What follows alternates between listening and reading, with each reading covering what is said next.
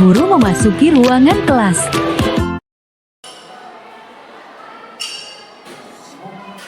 Selamat pagi anak sekalian. Pagi, luar biasa. Oke, terima kasih. Pada pagi hari ini Bapak akan membawakan mata pelajaran pemeriksaan sepeda motor yang kompetensi pengetahuannya adalah menganalisis gangguan sistem rem hidrolik. Tetapi sebelum kita melaksanakan kegiatan belajar dan mengajar, alangkah baiknya kita berdoa dulu agar bermanfaat bagi dirimu dan juga lingkungan sekitar. Untuk ketua kelas silakan pimpin doanya. Untuk sebelum memulai kegiatan pembelajaran, marilah kita berdoa menurut agama dan kepercayaan kita masing-masing. Berdoa dimulai.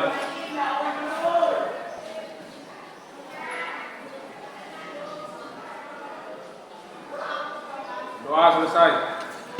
Oke, terima kasih. Mudah-mudahan doa kita semua diterima yang Maha Kuasa agar kita diberikan kesehatan dan pengetahuan yang baik pada pagi hari ini.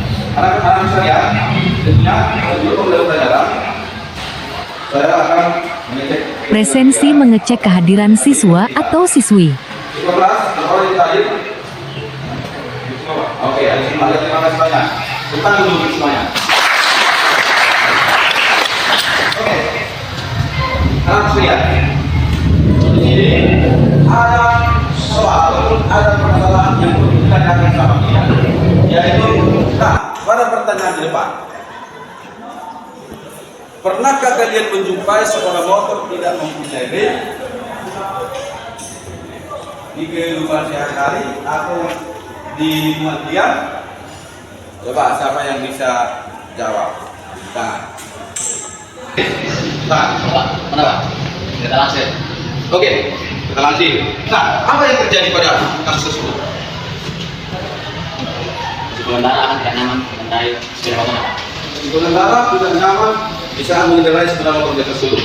Oke, kali ini mengenai KD 310, menganalisis gangguan sistem rem hidrolik. Tentunya di dalam kehidupan kita sehari-hari, kita melangkah pasti ada tujuan kita. Tujuan pembelajaran. Nah, ini tujuan pembelajarannya adalah yang pertama,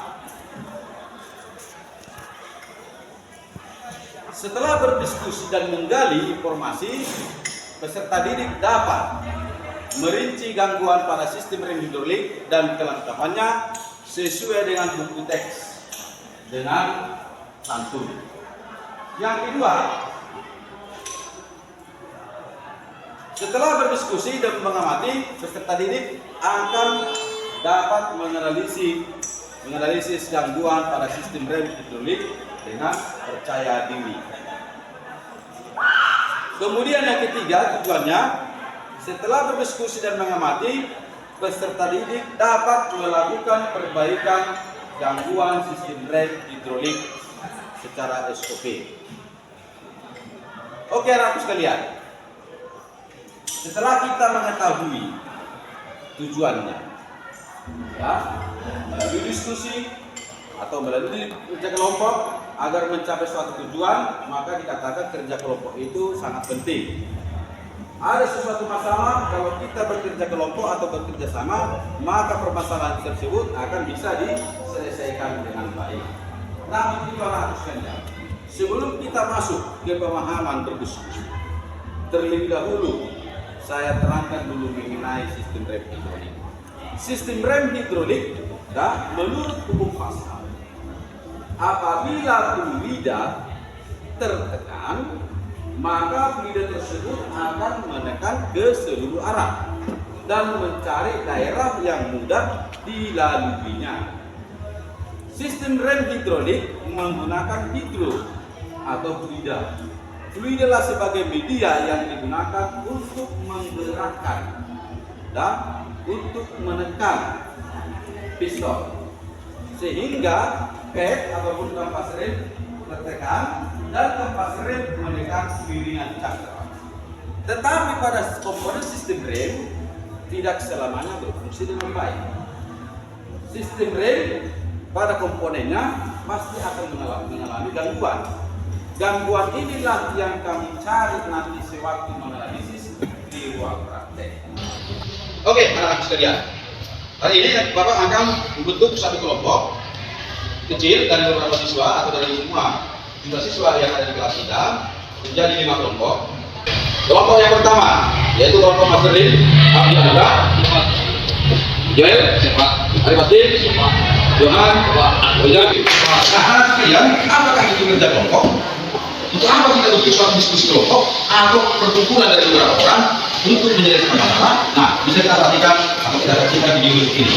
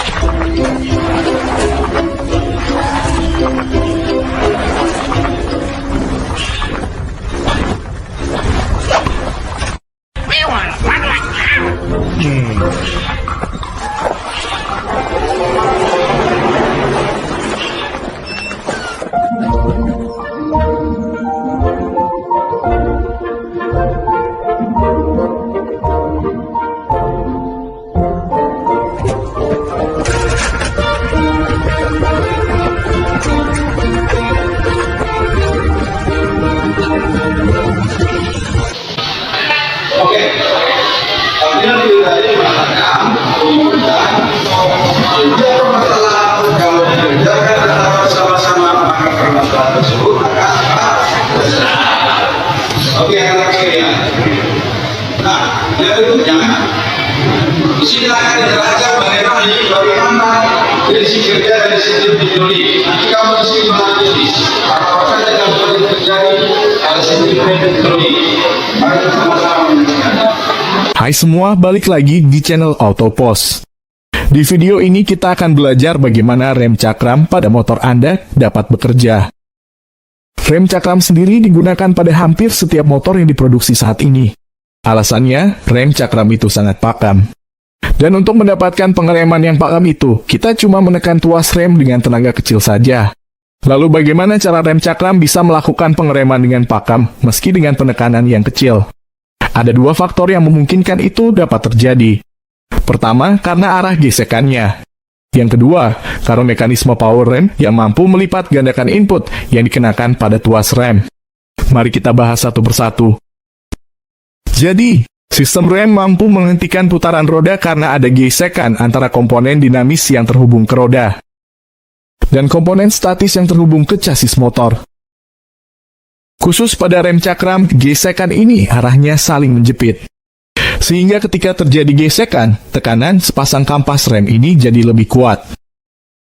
Tapi bagaimana cara menggerakkan kampas rem agar bisa menjepit piringan rem? Untuk urusan ini, kita memerlukan sebuah mekanisme penggerak rem. Selain berfungsi untuk menggerakkan kampas rem, mekanisme ini juga bisa melipat gandakan power yang kita berikan pada tuas rem. Inilah sebabnya rem cakram itu terasa ringan. Untuk melakukan hal tersebut, mekanisme ini menggunakan hukum Pascal. Hukum Pascal sendiri dipakai pada perangkat hidrolik untuk melipat gandakan power outputnya. Agar lebih gampang untuk memahami hukum Pascal ini, perhatikan ilustrasi berikut. Bisa Anda lihat sendiri, dalam bejana ini terdapat dua silinder dengan diameter yang berbeda. Lalu kita letakkan piston yang memenuhi masing-masing silinder. Jika kita dorong piston input dengan tenaga tertentu, piston akan turun. Saat piston turun, itu akan menekan fluida di dalam silinder dengan tekanan tertentu. Sesuai hukum Pascal, tekanan input sama dengan tekanan output. Itu artinya fluida akan mendorong piston output dengan tekanan yang sama dengan tekanan input. Sekarang kita balik ke rem cakram. Kalau Anda sering lihat ada komponen kotak di dekat tuas rem, ini adalah reservoir dan silinder input. Reservoir berfungsi untuk menyimpan minyak rem, sementara di dalam silinder input terdapat piston yang berfungsi untuk menekan minyak rem. Sementara di bawah terdapat kaliper rem, yang di dalamnya ada piston dengan diameter jauh lebih besar dibandingkan piston input.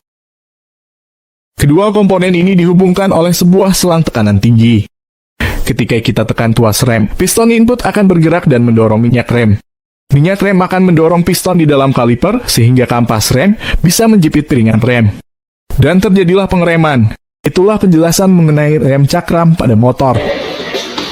Tadi sudah diberikan bagaimana prinsip kerja dari sistem rem hidrolik dan inilah cara kita bagaimana caranya menghapuskan banyak.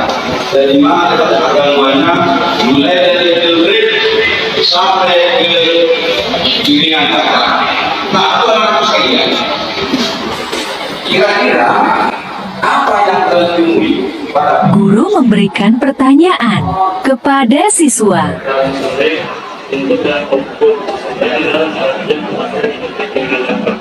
kita dua bidang.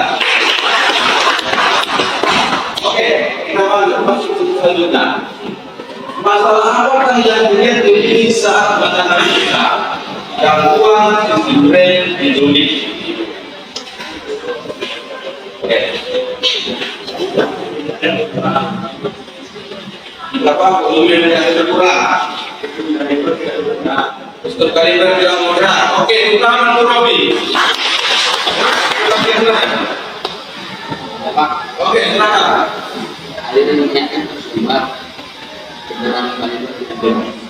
terima kasih. Pertama dulu, apa pertanyaan? Oke, kita terus dengan pertanyaan yang luar biasa hari ini. Punya semangat. Nah, kemudian kalian ini akan saya arahkan nanti ke lapangan atau ruang prakteknya atau ke tempat kerja kita untuk menganalisis gangguan-gangguan yang terjadi pada sistem rem hidrolik yang ada pada sekolah motor kita hari ini. Oke, nomor 1. Ya. 1. Oke, langsung lihat. PKBD sudah saya serahkan untuk sama dia. Anak sekalian boleh nanti setelah saya informasikan ke perusahaan, maka kita belakang. Nah, untuk PKBD-nya, setiap permasalahan yang ada di situ, apakah kau temui? Apakah ada kau temui di sebelah kita? Kalau ada, silakan dituliskan. Oke, untuk kelompok 1, paling belum, kelompok 2, Mengarahkan siswa melaksanakan praktikum. tanpa apa namanya dikopi untuk belususannya silakan untuk sekalian silakan bergerak.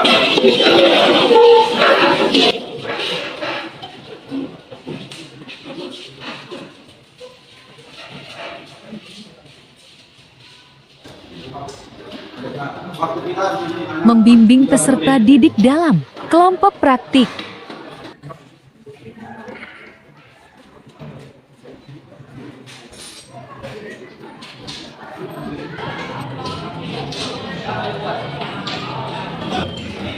Guru memantau aktivitas kelompok.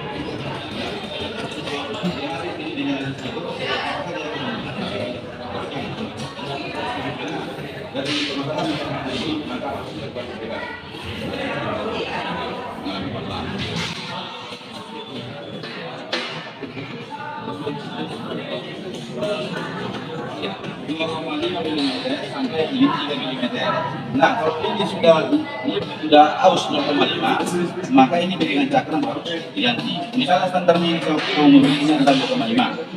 Berarti kalau aus 0,5, berarti sisanya 2 mm. Berarti harus diganti karena batas di ausan dari bimbingan cakram itu adalah 0,5. 0,5 terkemakan harus diganti. Kalau misalnya masih 0,4 ini silakan. Kalau 0,5 maka harus diganti. Itu spesifikasinya. Ya, silakan nanti tuliskan gangguannya. Maksudnya kesimpulannya apa yang akan kau lakukan? Kau ambil kesimpulannya. Ya, berarti harus melakukan. Ya. Nah, ini nanti kita buatkan setelah diskusi.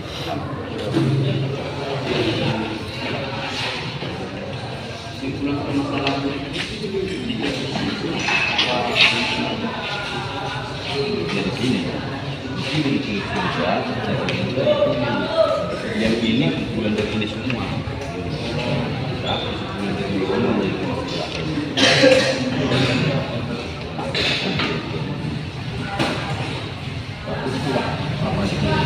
Apa yang kau lakukan dalam perbaikan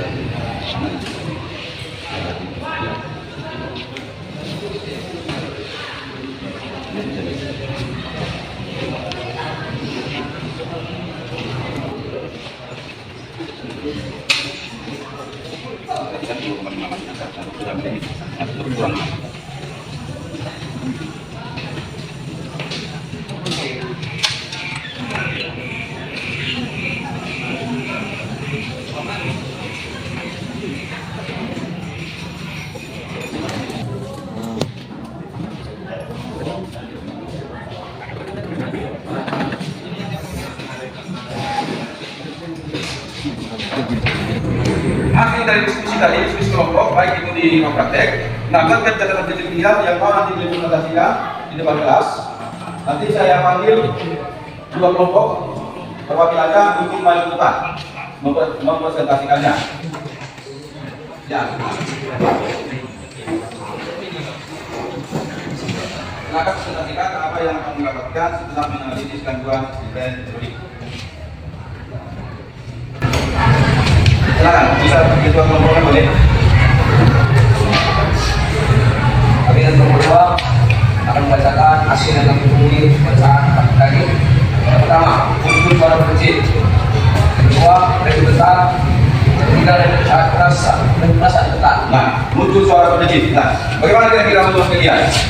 Apa yang harus dilakukan dalam mengatasi ataupun mencari solusi agar tidak terjadi gangguan tersebut? Bisa disebabkan oleh bisikan kata atau materi berkata atau belum. Solusi dapat melibatkan memutuskan atau mengganti bantalan B memeriksa menceritakan atau belum dan melunasi bagian yang perlu. Oke, terima kasih. Jepang dulu. Nah, kira-kira yang mau ditanyakan, silakan. Oh, silakan. Apa yang menyebabkan udara asal lunak saat dibuka? Udara dan asal lunak dapat disebabkan oleh udara yang masuk ke dalam sistem rem. Hal ini dapat diperbaiki dengan mengisi ulang cairan rem, melakukan pendarahan udara dari sistem, atau memeriksa apakah ada kekurangan pada selang tube rem. Kami mendapatkan permasalahan dari hasil proyek kami tadi. Saya mendapatkan permasalahan dan tidak paham akan menjadi lebih dalam dan muncul suara kecil. Muncul suara berjejit atau bagaimana lebih dalam. Itu tuh mungkin kenapa itu kira-kira? Jadi, oke, rekan sekalian, ada kira-kira yang mau ditanyakan sama kelompok 5? Pak, Oke, silakan. jelaskan cara melakukan perawatan preventif pada sistem hidrolik sepeda motor. Oke, cara melakukan perawatan preventif pada sistem hidrolik sepeda motor adalah perawatan preventif yang melibatkan pemeriksaan rutin tingkat cairan rem, penggantian cairan rem sesuai jadwal, dan pemeriksaan visual terhadap selang dan fitting rem. Selain itu, pastikan master silinder dan kaliper dalam kondisi baik. Oke, cocok kira-kira? Coba, tentang untuk kelompok 5. Ada lagi yang ditanyakan kelompok 5, kebetulan mereka ini sekitar semua, luar biasa. Ini dia cepat soal di pemikirannya. Ada kira-kira yang mau ditanyakan sama kawan kita yang kelompok 5? Ada, oke, silakan dulu. Oke, masih ada apa ya? Apa penyebab rem bergetar? Dan bergetar itu terjadi karena tidak ada perluasan di bagian isi kaliper. Bagaimana menurutnya? Tidak ada permasalahan di bagian kaliper. Nah, jawaban yang sebenarnya adalah bukan karena tidak adanya permasalahan di isi kaliper. Tetapi jawaban yang paling tepat adalah kampas remnya sudah halus, sehingga kampas rem bersentuhan langsung. Bagian dari plat kampas rem bersentuhan langsung dengan piringan kanan, sehingga terjadi getaran yang besar, legit dan getaran yang besar. Oke, kita tahan dulu.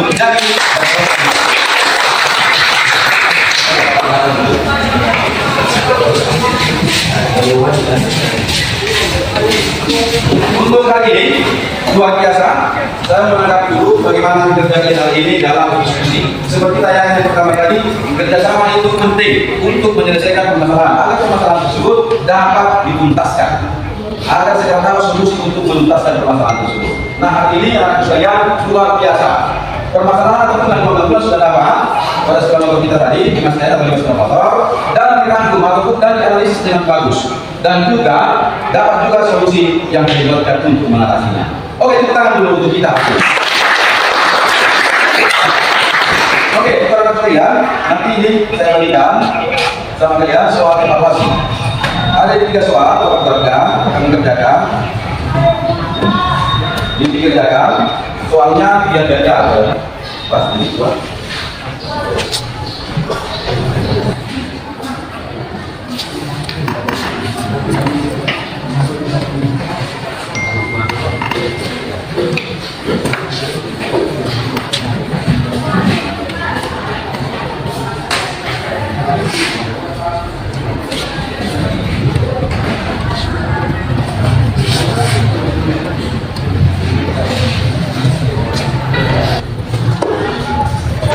Oke, cukup ya. Oke, kita kelompok masing-masing bukan soal pengetahuan kamu.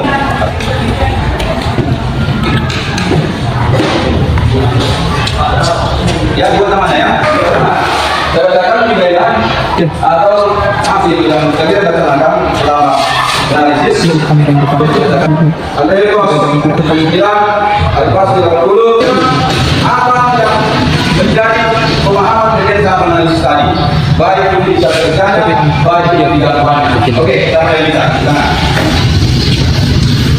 Ya,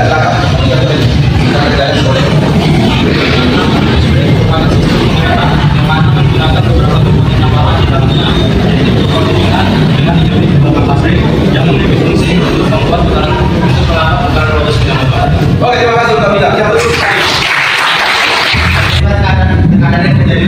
Nah, tekanan rem dari dalam. Nah, inilah permasalahan yang ditemui pada saat analisis gangguan oleh kelompok berapa tadi?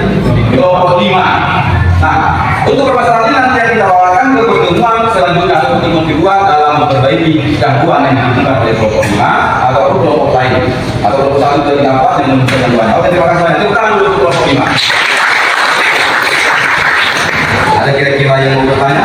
Saya kasih kesempatan.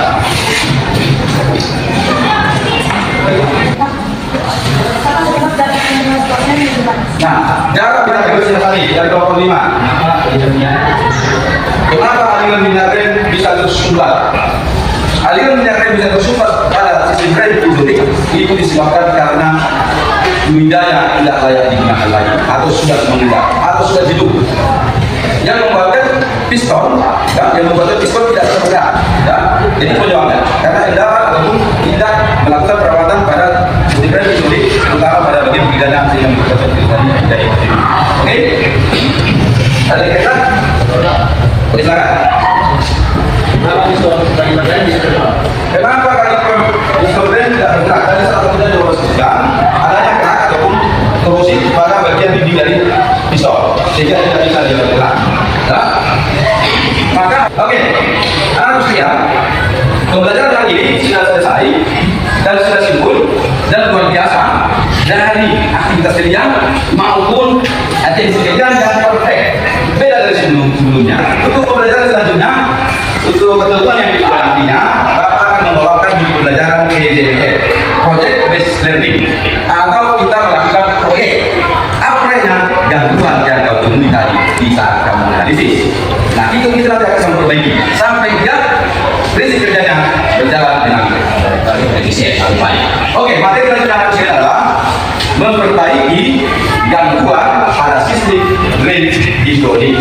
Oke, karena hari ini sudah selesai pertemuan kita. Oke, terima kasih. Marilah kita berdoa bersama-sama menurut agama dan keyakinan masing-masing. Mulai.